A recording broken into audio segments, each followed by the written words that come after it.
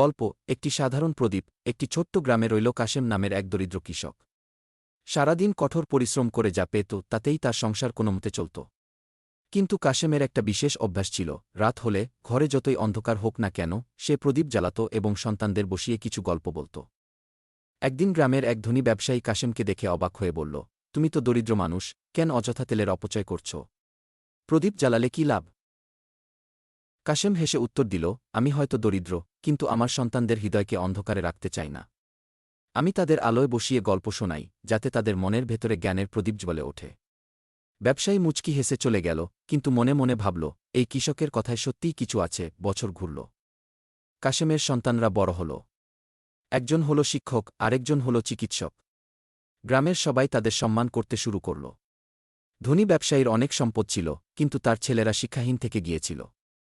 একদিন সেই ব্যবসায়ী কাশেমের বাড়িতে এসে দীর্ঘশ্বাস ফেলে বলল, তুমি ঠিকই বলেছিলে কাশেম ভাই। আমি আমার সন্তানদের জন্য স্বর্ণ আর রূপার পাহাড় জমিয়েছিলাম, কিন্তু তুমি জ্বালিয়েছিলে শুধু প্রদীপ। অথচ সেই প্রদীপ আজ পুরো গ্রামকে আলোকিত করছে। কাশেম চোখে জল এনে উত্তর দিল, সম্পদ ক্ষণস্থায়ী, কিন্তু জ্ঞানের আলো চিরস্থায়ী।